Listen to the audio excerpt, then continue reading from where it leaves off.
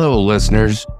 Before we jump into today's episode, I just wanted to say a huge thank you for being patient with us. The past week has been, well, a little less than ideal. I had a family emergency that has me spending way too damn much time at the hospital on the concrete couches trying to get 15 minutes of sleep. And so because of that, I haven't been able to post new episodes, on our normal schedule. And while I am back at the mic today, things are still definitely a little bit up in the air. So the regular posting schedule might be a little bit unpredictable for a while, but we promise we are still here, still working on content, still researching stories, and still extremely grateful for every single one of you who keeps tuning in. So thank you for sticking with us through the chaos. It means more than you could possibly know. Now, let's get into what you're actually here to listen to. Some detectives chase the job. Others chase the truth. Lou Smit was the kind of man who didn't care about the lights, the press, or the politics. He cared about getting it right. Every time, no shortcuts, no noise, just answers. When John Anderson was sworn in as sheriff of El Paso County in 1995, he knew that he was inheriting a department full of problems and a cold case that had haunted him for years. Heather Dawn Church had been missing for over 2 years. Her remains had been found, but whoever had taken her had vanished back into the shadows. Anderson needed someone who could see in the dark. Lou Smit had already built a name for himself, first as a detective in Colorado Springs, and as the man who cracked some of the state's biggest and toughest homicides, including the brutal murder of Karen Grammer, the sister of actor Kelsey Grammer, back in 1975. That case was vicious, personal, and it was Lou Smit who unraveled it. He had a reputation for letting evidence do the talking. He didn't interrogate his suspects. He studied them. He paid attention to the victims. He treated crime scenes like conversations, details whispered, and Smit knew how to listen. So when Anderson needed someone to lead the Church case forward, he didn't look for a fresh face. He brought Lou Smit on and made him chief of detectives. It was a gamble. Smit wasn't flashy. He wasn't one for bending the command structure, but he had a gift. And what he did next would crack open the case that had been frozen in silence. In this episode, we'll trace Lou Smit's career from his early days to his legend status in the cold case world. We'll walk through his forensic methodology, his relentless focus on the victim, and the moment that changed everything, the identification of a latent fingerprint that had been overlooked for years, a single smudge of truth left behind by a man named Robert Charles Browne. Because sometimes justice doesn't shout, it whispers. And Lou Smit knew how to listen. So Angela, how's it going tonight? Going well. How are you? How's your week going so far? It's just Tuesday, right? It's just Tuesday, and it's been a long week already. Already a long week. Yeah. Damn. But it's good. It's all right. It's supposed to cool down some this week. Maybe get a little bit of rain. I wasn't with you last week when you wanted it, but I'm with you now. Yeah. I think we need it. There's been a couple fires popping up around here. Yeah. We need... We just don't need the lightning that creates more fires. No, we need rain. Yeah. Not lightning, rain. Yeah. Can we put in a request, like a menu request? Yeah, I already put my request in. I think it's being ignored, however. So, anyway, by the time that Lou Smit stepped into the Heather Dawn Church case, most people had already stopped talking about it. 2 years missing, 1 year since her remains were found, and still nothing. But that's what made Smit different. He didn't need noise. He just needed evidence. And we need it too. Yes, I agree. But he needed it so much that he came out of retirement for it. So that's important. That's really important. Yep. So listeners, welcome back to Dark Dialogue, the podcast where we unravel the shadows of the human mind and dive deep into the mysteries that haunt small towns and big cities alike. I'm your host, John. And I'm Angela, and together we shine a light on the stories that keep us up at night, unresolved disappearances, lives stolen too soon, and the questions that refuse to be buried. In today's episode, we're stepping into the mind and method of Lou Smit, the detective who turned whispers into convictions. We'll explore his early career, his methodical approach to cold cases, and how one partial fingerprint led to one of Colorado's most dangerous killers, Robert Charles Browne. And if you're here for the long haul like we are, if these cases matter to you like they matter to us, take a second right now to follow, subscribe, rate the show, or give us a thumbs up. Every little action helps push these stories forward and keeps the pressure on. Because in cases like this, sometimes the break comes years later, and when someone finally pays attention. This is Dark Dialogue, and this is the fingerprint in the silence.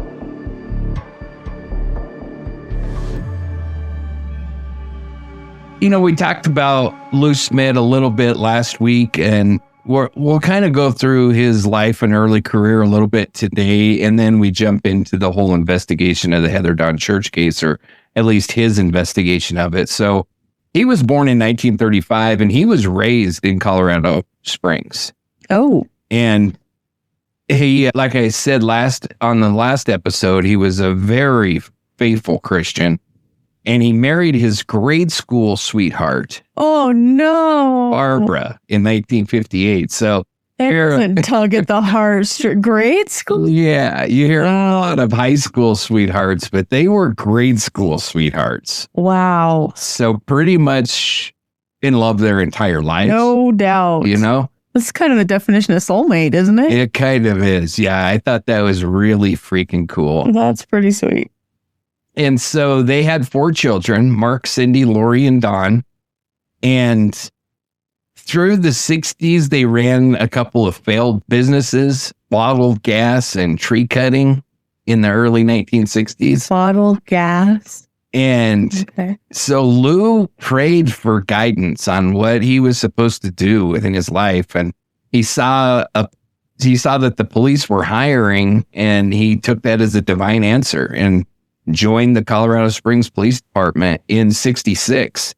And like I said last week, he wasn't allowed to join because of his height. Yes, he was not tall enough to ride the ride. Too little, but somehow creatively him or the department figured a way around that. I'm not entirely sure. I can imagine that was probably also a divine answer to him too, that they were able to figure it out. Figure that out. He's like, that's just even more says to me I'm supposed to be here. I know.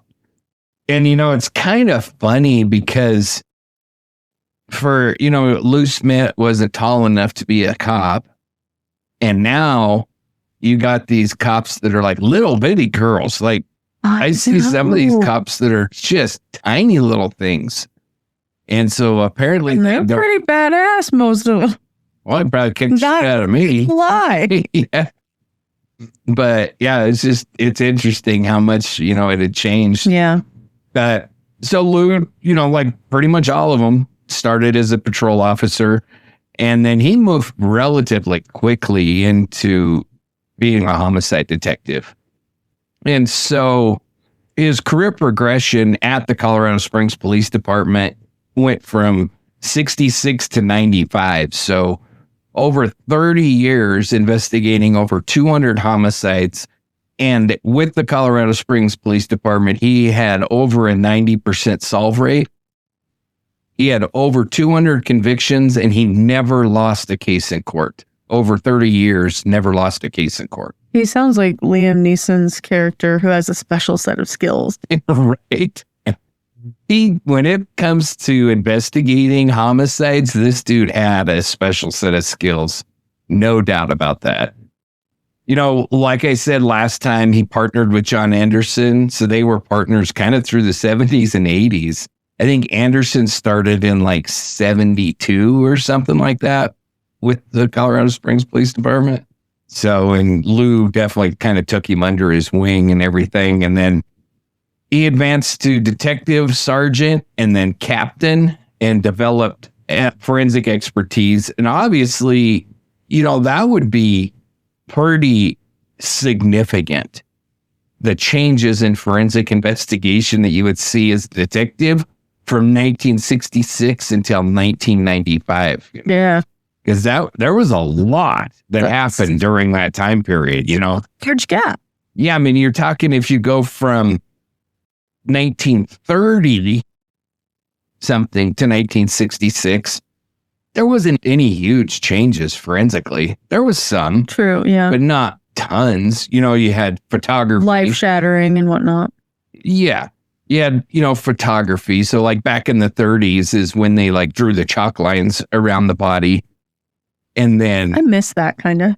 I never Is that weird? experienced it. I wasn't alive in the 30s. No, there you go, taking me literal again. There's just something about it. I know it's like movie drama stuff, but like I kind of think they should do it still. It's kind of funny because I don't know why. On one of Joe Kinda's homicide hunters, he had a newbie patrol officer get on a murder scene first and did the chalk outline. Yeah. And Joe Kinda was like, We don't do that. who the hell did this? He's like, oh, it was, I don't know, Phillips or whatever the guy's name was. And so Kinda was like, yeah, we don't do this. Maybe in the movies, but not here. Don't ever do this again. But, Bring it back. In like the 30s, that was a thing. Yeah. Because they didn't really have photography. So they needed to know where the body was lying and stuff. And so then how big it was, what direction it was facing. Yeah. Yeah. And then, photography became a thing. And so that kind of became a thing of the past, but not huge differences. Fingerprints existed in the 30s. That was still the major means of identification in 66. But then from 66 to 95, you have unbelievable changes in forensics, up to and including DNA evidence, which wouldn't have even been thought about in 66. So I can't imagine seeing the changes occur to the investigative process over this guy's career.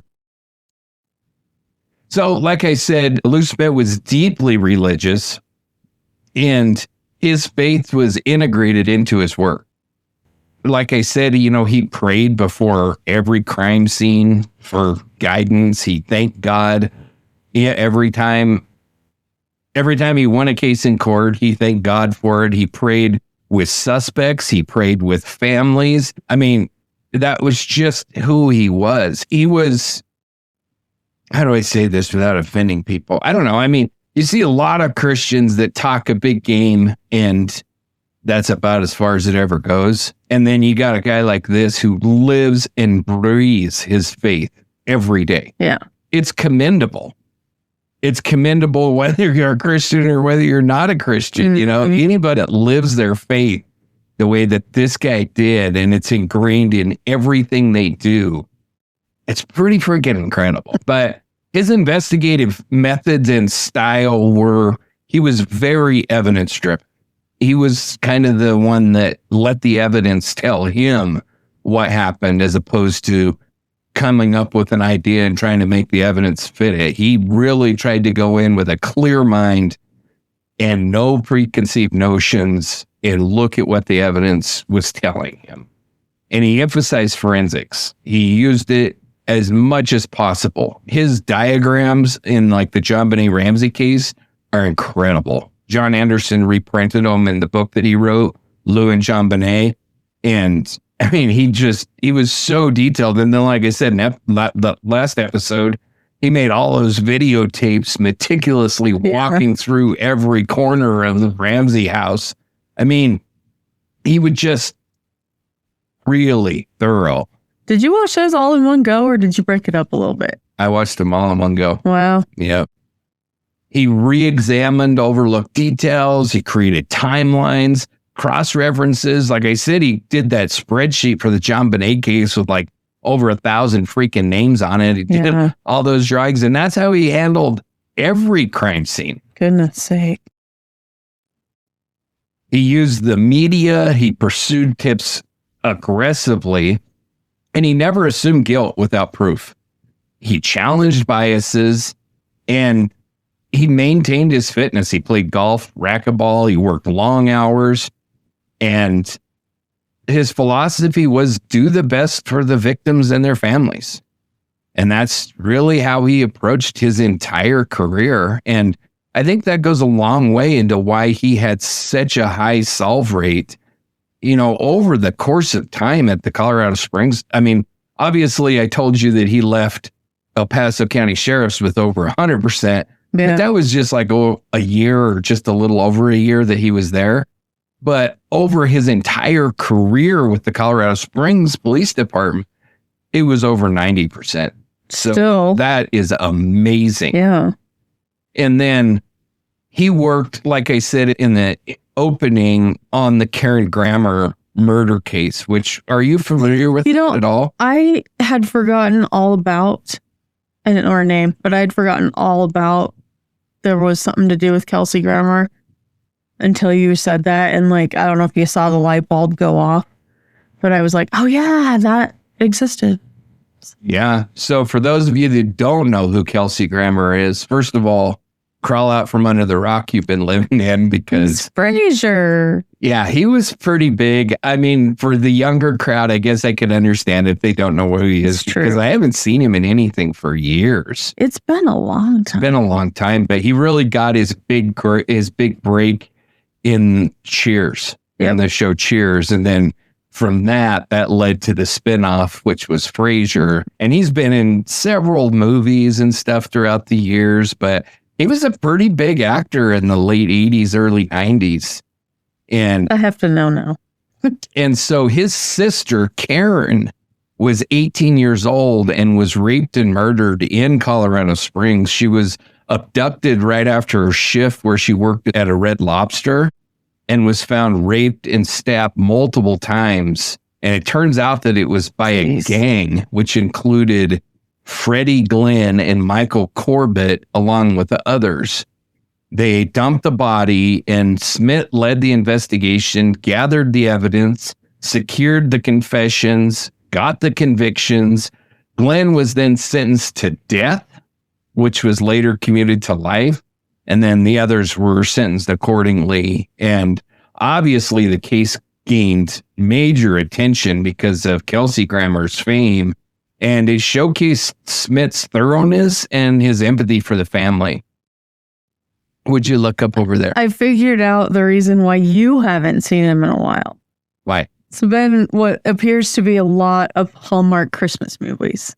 That would explain why. That would be why you haven't seen him. But it would. He's got a TV series that he's part of coming out this year. I don't know if it already is.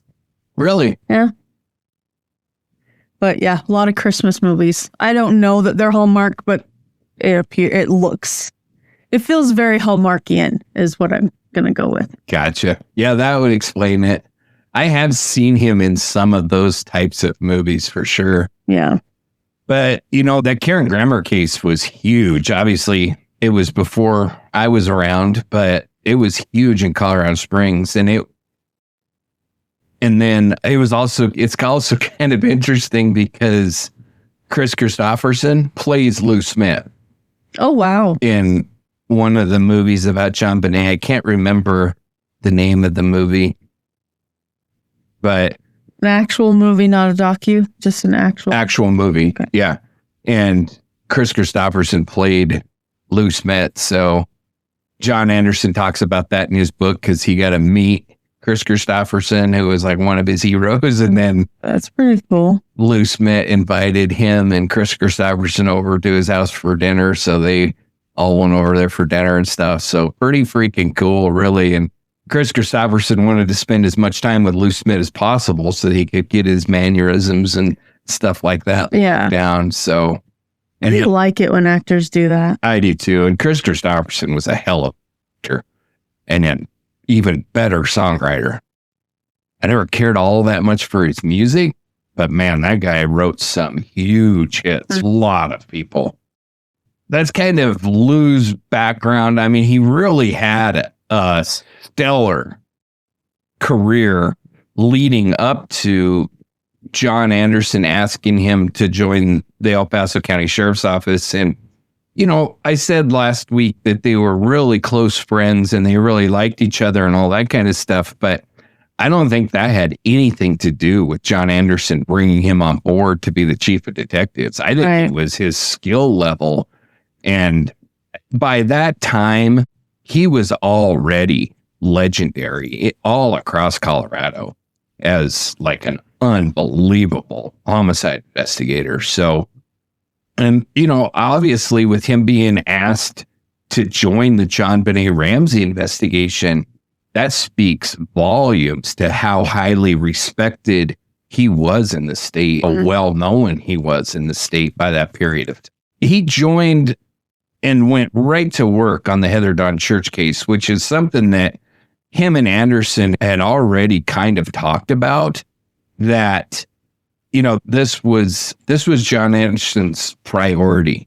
He wanted this case solved. That's the whole reason that he ran for sheriff, is to solve this case. And so when Lou started, it's got to be so difficult to walk into a cold case. No doubt. It's hard enough to walk into a homicide investigation anyway. But when you're years away from the actual crime, it's got to be so damn difficult. And, you didn't work it. It was a whole nother department. And so, but he read absolutely every piece of paper in the case file, everything, and just meticulously went over everything. And then the one thing that he just kept coming back to is this palm print that was fingerprints that were left on the screen to the bedroom. And like I said, that screen wasn't put in correctly. It was put in backwards. And so it didn't fit right. And hastily. Yes. Yeah. And so, he was convinced that new fingerprint, or that fingerprint, was what this case really was going to be solved by. He thought that was the best evidence in the case. But like I said, the El Paso County Sheriff's Office had already submitted it and it came back with no match. And so he went to talk to the guy at the lab, or the fingerprint dude, or whatever the hell you call him, whoever the hell it was. Fingerprint dude. And they determined that, and I've heard of this in multiple different cases. I don't know if it's still this way, but back then, a lot of cops all across the country were under the assumption that when you submitted fingerprints to APHIS, like all of the fingerprints were housed in like one large depository. And when you submitted fingerprints to APHIS, it compared them against that whole depository of fingerprints.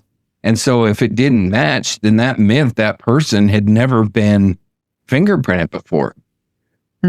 What him and so many others, like I said, I've heard this in multiple other cases, cold cases, where when they go back and look, what they discovered was, no, there's like all kinds of these fingerprint depositories, and you have to submit them separately to each one of them.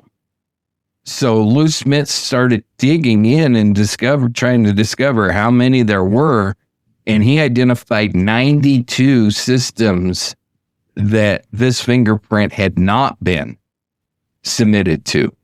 And so, I mean, you think about that, and like I said, this has come up in multiple different cases. I think it was a huge failure on the part of probably the FBI. I don't know exactly. I don't know the history of APHIS. I think, though, that it came out of the FBI. But whoever, it was a huge failure, because I know for a fact multiple cops across the country was under the same assumption that these guys were under, which was the same assumption that I was under until I started seeing this in cases that, you know, when you run your fingerprints, it just ran against all of them. Now, I need a reminder because every time you say the word, I just think of something that needs to be sprayed for. But what does APHIS stand for again? The Automatic Fingerprint Identification System. Okay. Does it not sound like something that somebody needs to spray for, though, when you just say the word APHIS? Well, there's Anyway, I know, aphids. Aphids. But every time I'm like, my brain is special. Continue. So, I mean, I can understand exactly why. I can't really fault the El Paso County Sheriff's Office for this oversight because, like I said, I've heard, I don't even know how many cases that were not solved because when they submitted the fingerprints, it came back as a no match and they had no idea that they needed to send them over the country. And so are we foreshadowing that there's some decent news coming up? Yeah, so it hit. Once they submitted them to those 92 different systems, it hit on a guy by the name of Robert Charles Browne, who had been arrested multiple times, but out of Louisiana, California, and he was a neighbor of Heather Dunn Church and the Church family. And he was actually talked to that morning the morning after she had went missing, but they never really dug into him at all. And so, Lou Smit brings him in and starts questioning him. He's 38 years old. He was working as a tree trimmer, a handyman, and he lived about a half a mile from the church home in Black Forest. They questioned him on September the 18th, like I said, as the neighbor during the canvass, and he was cooperative. He denied any knowledge, and he allowed them to look around his property and everything. Weasel. Yeah. Oh, this guy's a major piece of shit. And he refused to let them look through a locked outbuilding without a warrant. But let him look through everything else. He let him look around the property. Did that not raise a red flag with somebody? Well, it sure as the shit should have, and it definitely does with me. Yeah. But they cleared him because they said that there was no probable cause, no reason to suspect him. His alibi was left unverified. His fingerprints were not matched initially, obviously, which I'm assuming that he had never been arrested in Colorado Springs because it should have definitely hit if he had a Colorado arrest. Yeah. But I don't know. It's striking to me that they didn't dig into this piece of shit deeper. You would think. How do you let them look through everything but one thing? And you're just like, okay. Well, that's just the thing. And then I guess it's just, I don't know, shitty police work. But wouldn't you, I mean, if you're an investigator and you're called into an abduction of a young girl, wouldn't you run the backgrounds of neighbors? Wouldn't you think that would be like a very preliminary investigative step, is to find out who these people are that are close to her and if they have a criminal record? Because we know this piece of shit did have a criminal record. Do we know if he was friendly with the family so she would have trusted him? No. Okay. We don't know, or they weren't? They weren't. Okay. No. And, one of the things that ended up screwing him is, like we've talked about several times, they did exactly what good interrogators do. And the first thing they did is say, now, have you ever been to the church house? Did you ever do any work on the house or anything? No. Mm-hmm. So you never have been on the property? Nope. I've never been there. I've never set foot on the property.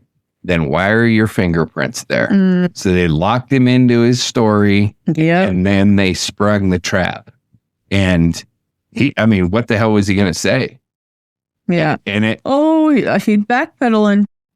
Oh, yeah, come to think of it. yeah, he actually just confessed. Really? Yeah, pretty much.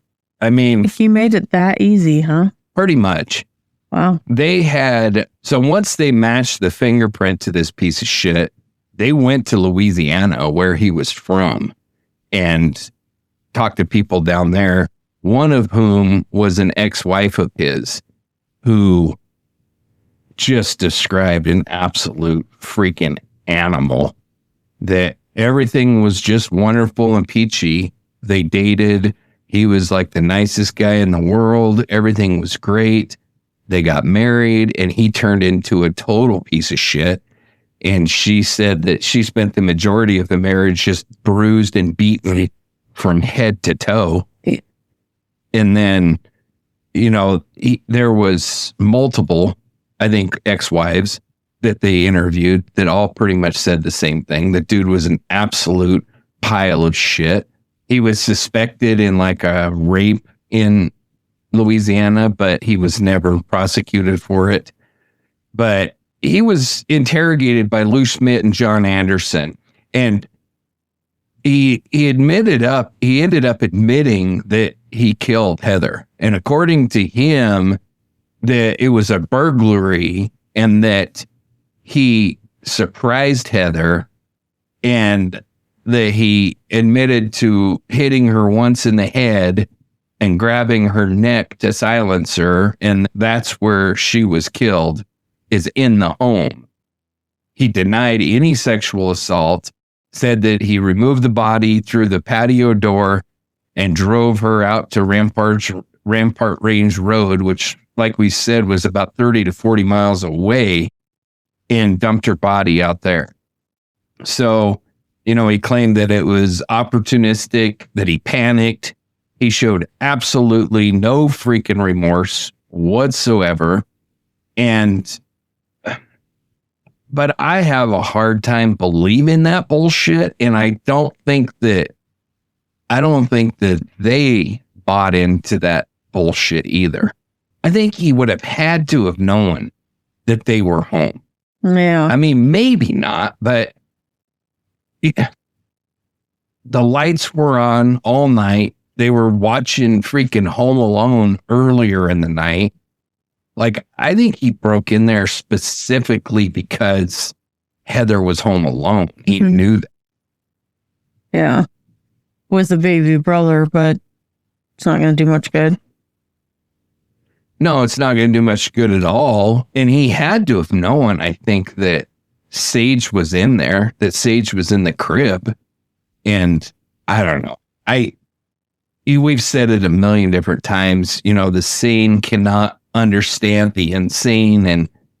But this piece of shit, in the next episode, we'll dig deeper into this animal. But I know I say this a lot, and it's amazing to me how often I end up saying this, but like, he's suspected as being one of the more prolific serial killers in the nation, and definitely one of the more prolific serial killers ever in Colorado, because he's suspected in over 48 different murders across the country. Dang. I don't even know his name that well.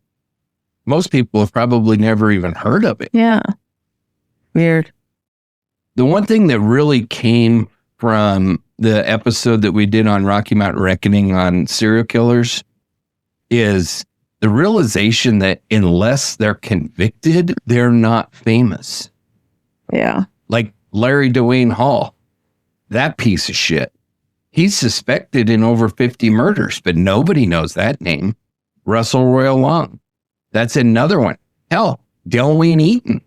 Yeah. Other than Wyoming people, he's not a household name. And you. And me. Yeah.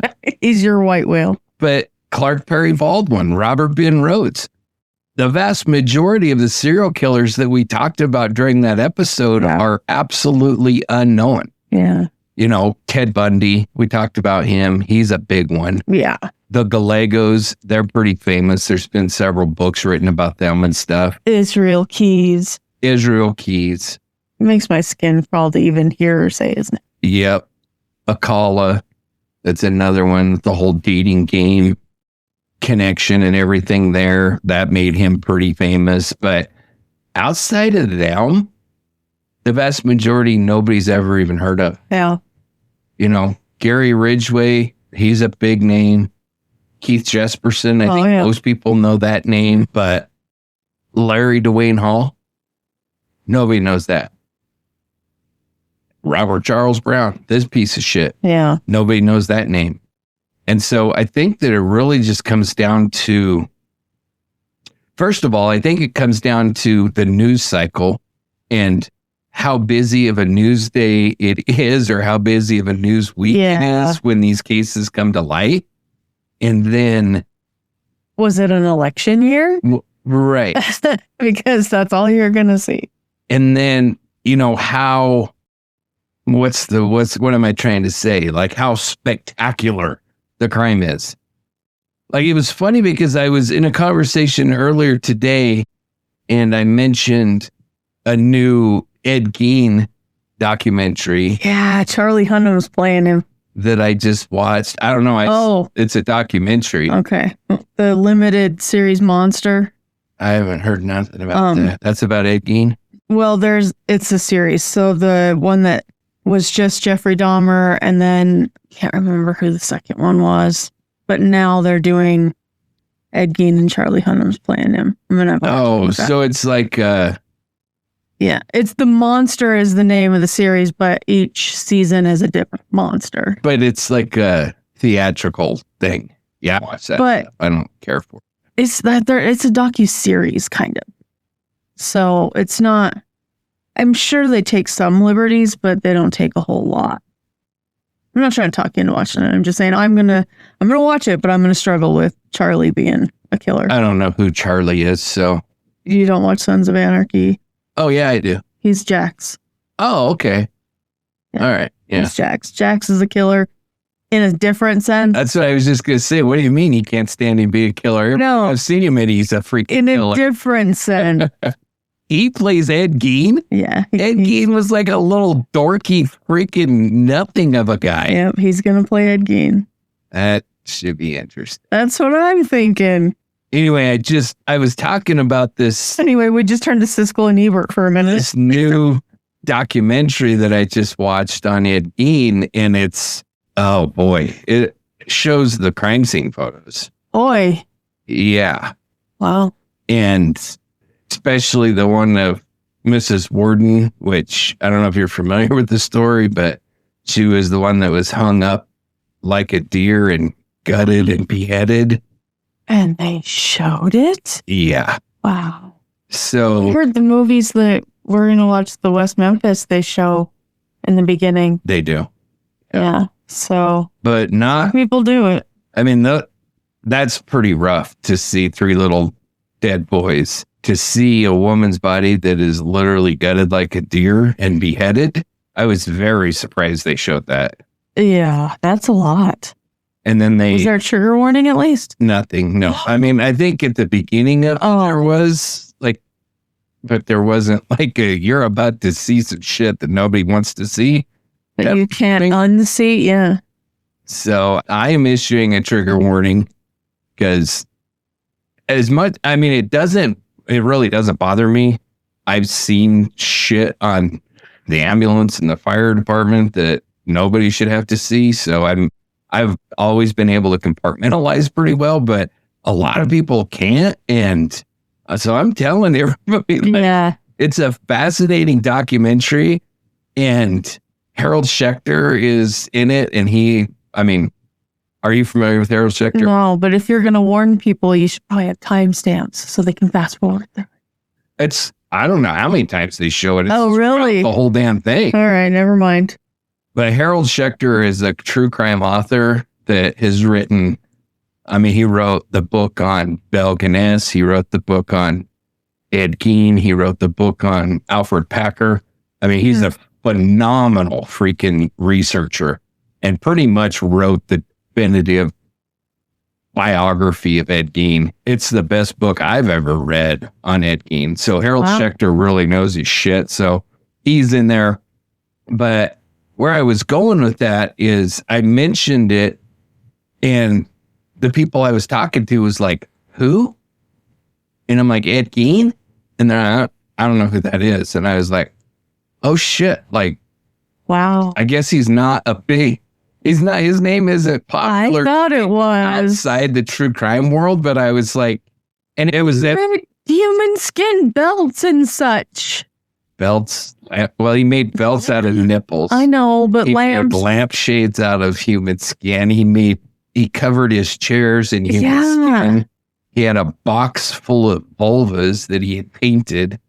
He had skin masks where he had like taken the skin off people's faces. Yeah. I mean, he's a disturbing dude. He was Buffalo Bill way before Silence of the Lambs. Yeah. That's where Silence of the Lambs came from, was Ed Gein. That's also where Psycho, the movie Psycho, came from. Yeah, because his was a mom complex, wasn't it? Yeah, to the point of we don't know if he was sexually involved with his mom or not, but we're pretty certain he wanted to be. And okay. He when she died, he just boarded up her room and left it untouched. It was like pristine. When they went in, the rest of the house was absolutely destroyed. Trash all over, body parts all over. I mean, he ate his soup. He used human skulls as soup bowls. Yeah. Yeah. I mean, Texas Chainsaw Massacre, Psycho, and Silence of the Lambs are three big movies that were based on Ed Gein. Mm. So I was very surprised that the whole group, I was actually at therapy, and it was like everybody in therapy, all the therapists were like, who's that? Because they all talk true crime with me now all the time. Have you heard of this case? And what about this case? What do you know about that case? Do they listen? Should you shout out? I don't know if they're listening or not. But to my therapy team, you guys are freaking awesome for listening. You rock. There you go. But I was very surprised that they hadn't heard of Ed Gein. And I thought he was such a big name. Yeah. But, then you talk about like these other cases, and maybe it's just true crime retards like me that know these names. But Ed Gein's a big name, though. It was huge. Yeah. Anyway, I mean, we don't fault him. But no, of course not. But it was just surprising to me because I think, like if Ted Bundy, I think everybody would know Ted Bundy. I think. You'd have to be living under a giant rock not to know Ted Bundy, Gacy, Dahmer, but Son of Sam. In many respects, Ed Gein was worse than at least some of them. Not maybe killing, because he only killed 2 people that we know of. But the depravity. Yeah. I mean, he had a human heart in the skillet on the stove when the cops went in there. Like, it doesn't get much more depraved than the shit that he did. Yeah. So, I don't know. He's right up there with H.H. Holmes, except for he killed more people. Well, the interesting thing about Ed Gein, though, is I don't think that he wanted to hurt people. Like, he wasn't a sadist. I don't think he got off on causing pain. He was trying to recreate his mother. He was freaking Norman Bates. He was trying to be his mother. Like, I know. Buffalo Bill. Yeah. I mean, it's weird we're making references to movies, but they were based on his whole, what he was doing. And like, they never confirmed whether he ever dug his mom up or not. He said he wasn't able to. And there was something about maybe she was covered in concrete and he wasn't able to get her body out. It makes you wonder if he would have been able to get his mom's body. But he admitted to trying? He was, all he said is, I couldn't do it. Oh, okay. But it makes you wonder if he was able to get his mom's body, if he would have just never hurt anyone. That does make you wonder. Because he dug up like half the freaking cemetery. They don't even know. They took all the body parts and... Oh, because he was robbing? Yeah. Like parts, yeah. They took all the body parts that they found in his house and basically put them in a mass grave because they had no idea who went to who. And they never... And this one's a little bizarre to me because I can understand it and I can't understand it. But they never exhumed... Like, I'd have exhumed the whole freaking cemetery. I'd been like, dig up every freaking grave. We've got to know. There's an expense to that, though. I don't give a shit, man. If it was my loved one, I would I'm be just like, playing devil's advocate. That's I fine. get it. I get it. I completely understand. But if it was my loved one, I'd be like, you dig that freaking hole where I'm going to, because I need to know if they're there or not. Yeah. And then like this new documentary that I was watching, they offered to dig up his mom, and the town said no. Ed Gein's mom? Yeah, to see if she was in there. She's probably the only one that was. Or if he actually got her, because they don't know. Yeah. But I don't know. Anyway, it's very surprising. Can you imagine that vote at a town hall meeting? Whether we're going to exhume the serial killer's mom? Well, don't you need more than two to be a serial killer? Yeah, technically he's not a serial killer. Yeah. That we know of. There was a couple that went missing. A psycho's mom, we'll say. A couple of people that went missing.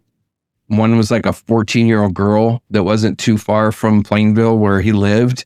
And then there was like another woman that I think disappeared that he was suspected of. But he's only known to have killed two. And that was Mrs. Warden. And I can't remember the other woman's name. She ran a bar in town. And he killed those two. All the rest of them were grave robberies. So technically, he's not a serial killer. He's just and then I'm pretty positive he killed his brother. That's almost certain. I mean, it was so many years before. But that's what I mean when I say that he didn't really get off on hurting people. I don't think that he was like a serial killer and that he had this insatiable urge to kill like some of these freaking whack jobs. His paraphilia was body parts.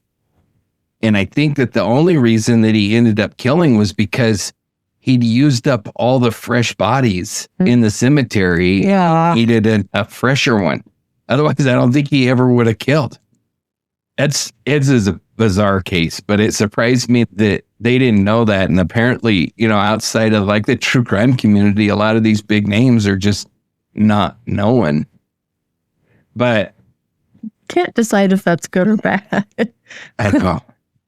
But in this particular case, we kind of went off on a tangent there, but in this particular case, we got Robert Charles Browne. And I don't know, it's tough because we'll find out that he was linked to and convicted of a second murder in Colorado. But we've talked about this before, and that is, I can understand why agencies don't investigate a person that's already in prison because it's quote unquote a waste of resources. On the other side of the coin, then that means that, he's been convicted of 2 and he's suspected in more than 48. So that means that there's like 46 families out there that don't have a definitive answer. Yeah. That's a tough one to convince me of. I think that as a society, we have a moral obligation to provide answers to families if we can. What does that look like? I don't know what that looks like.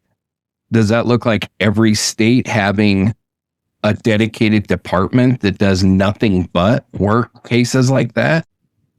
I don't know. Maybe. Because we know that standard law enforcement investigators cannot commit the time necessary to investigate cold cases. Some of them have cold case units.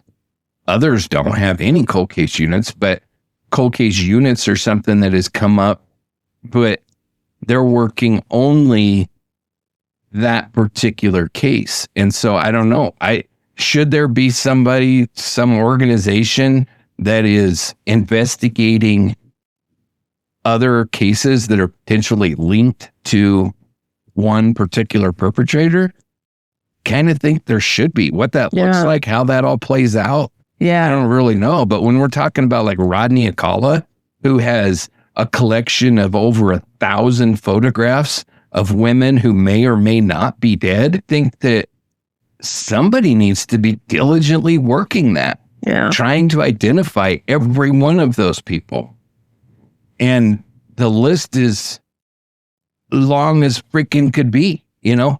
On Rocky Mountain Reckoning, we just covered Naomi Kidder, who is potentially, and I think very likely, linked to Larry Dwayne Hall. But because Hall's in prison, they're just like, whatever. And I don't know if it's that or if there's just no evidence, but I don't know. It does seem like we need to be investigating all of these potential serial killers to locate every potential victim that we possibly can. Yeah. You know, I mean, you have some of them like, what's his nut? The co-ed killer, the great big son of a bitch, Ed Kemper. You have somebody. My brain's going through all these names. You have somebody like Ed Kemper who was really open about all of his kills. And I think there's a pretty good likelihood that he didn't hide anything because he just opened up to John Douglas and just pretty much said everything. But then you have others like Delwayne Eaton, like Larry Dwayne Hall, like the son of a bitch we're talking about tonight, Robert Charles Browne, that maybe like with both Robert Charles Browne and Larry Dwayne Hall, they confess to all these and then recant it. It's like a freaking game. Yeah. So I think that there's a lot of those out there. I don't think we know all of Bundy's victims. Probably not. I don't think we know all of the Gallegos victims. I mean, the list is just long on every one of these pieces of shit. And so I don't know. I don't know what the answer is, but you know, next episode, we're going to be jumping into this piece of shit and kind of what came out of the investigation and what kind of a freaking sick animal he is. But I think we have bodies all over the country tied to this son of a bitch. And probably a large portion of them have never been found because he admittedly buried multiple victims in like Louisiana and California. And so we don't have a clue. Yeah. Is he still alive? Yeah, as far as I know, he's still doing time in the Colorado Correctional Institution, one of them. Yeah. One of the 15. Well, it's hard because, you know, like Chris Watts was sentenced in Colorado, but he's doing his time in like somewhere else, Michigan or some shit like that. I knew somebody who was sentenced in Utah and did his time in Arizona. Right. And even though Colorado has more freaking prisons than anybody else. Yeah, they send him somewhere else. For his safety, which I could give a shit about Chris Watts' safety. Because where's the safety for those two little girls, Shanann and that little baby? Come on. Shanann, Celeste, I couldn't remember. Bella, and Nico. Yeah. I knew Shanann and Nico. I couldn't remember the little girls' names. Yeah, Bella and Celeste. I mean, that case hits me hard because the whole thing took place less than a mile from my house when I was living down there. The son of a bitch was just damn near my neighbor. I remember the cop cars all over the freaking place. I remember all of that going down. Yeah. I mean, it hit way too close to home for me. But, you know, he's being held somewhere else. So I should know. I'll look it up before the next episode to make sure that I know where this piece of shit's at. But I'm sure he's still alive, and I think he's doing time in Colorado, actually. So, but just makes me wonder if he would talk. No, I don't think so. You'll see he plays games when we get to the next episode. He's a game playing piece of shit son of a bitch. So, yeah, no, he likes to tease. He's a truly evil sociopath that has no feelings for anybody else but himself. I was just hoping that since he came right out and admitted it, maybe, just maybe. No, he likes to play games. Fun. You'll find that out in the next. Okay. Some arrests happen in a blaze of sirens. Others come slowly after years of silence and failure. Robert Charles Browne didn't expect anyone to come for him. He certainly didn't expect to be undone by a fingerprint that he left behind 2 years earlier. But Lou Smit was watching, listening, and waiting. When Smit reopened Heather's case, he didn't reinvent the wheel. He didn't storm in with press conferences or bold claims. He just did what others had failed to do. He looked carefully. He paid attention. And he believed that even in the coldest case, evidence still speaks. That one latent fingerprint left on a piece of Heather's bedroom window had been sitting in the system, quietly waiting for someone to match it. When it finally hit, Browne, a drifter, a former truck driver, a man with a history of violence, and he was hiding in plain sight. The arrest of Robert Charles Browne didn't just solve a case, it shattered a wall of silence that had stood for 4 long years, and it proved something important, that justice, no matter how delayed, is still possible when the right people are finally listening. Lou Smit didn't carry a reputation because he sought glory. He carried it because he earned it, case by case, victim by victim, one unanswered question at a time. And in Heather's case, he proved once again that you don't need to shout to be heard. You just need to pay attention. The Heather Dawn Church case finally had a name, and soon the world would learn just how dangerous that name really was.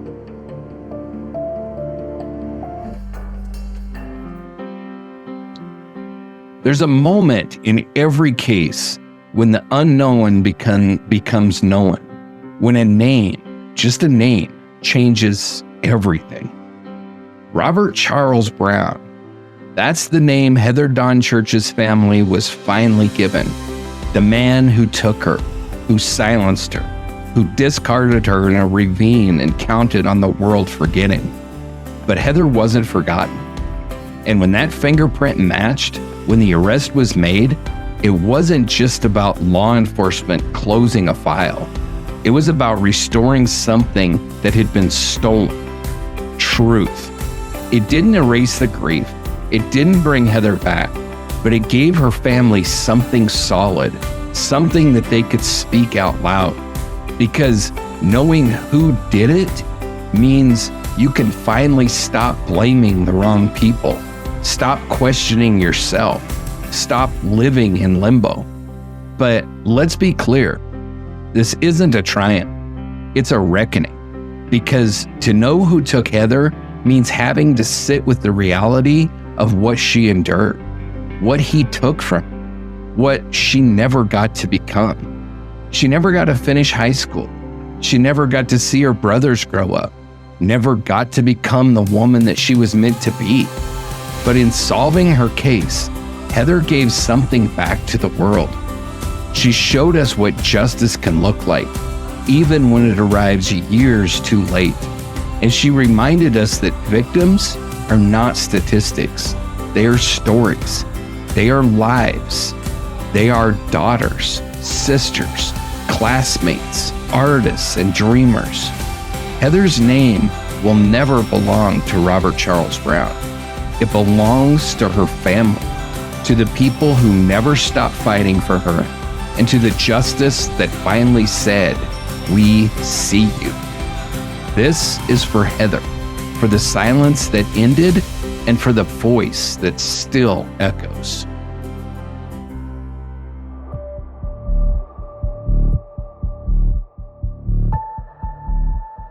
If this case moved you, if Heather's story matters to you like it matters to us, take a moment right now to support it. Follow the show, give us a rating, hit that thumbs up, heart, or 5 stars, whatever your platform calls for. And most importantly, share this episode, because the more people who hear her name, the louder her voice becomes. And you can also support the work that we do by visiting darkdialogue.com. There you'll find case files, bonus content, and links to our adoptive victim program, where you can help spotlight other cold cases still waiting for answers. We're also on Patreon and Ko-fi if you'd like to help fund this work directly. Have a tip or a case you want covered, or something that needs to be said, reach out to us at info@darkdialogue.com. We read everything and we never stop listening. Next episode, we'll take a hard look at the man behind the finger, Robert Charles Browne, who he was, what he admitted to, and the trail of destruction that he may have left behind across the country, because one solved case led to a terrifying possibility. Heather wasn't the only one. This story is far from over, so if you haven't already, please subscribe, follow, and stay with us. Because the only way to make sure these cases aren't buried is to keep digging. This is Dark Dialogue. Until next time, keep the dialogue alive.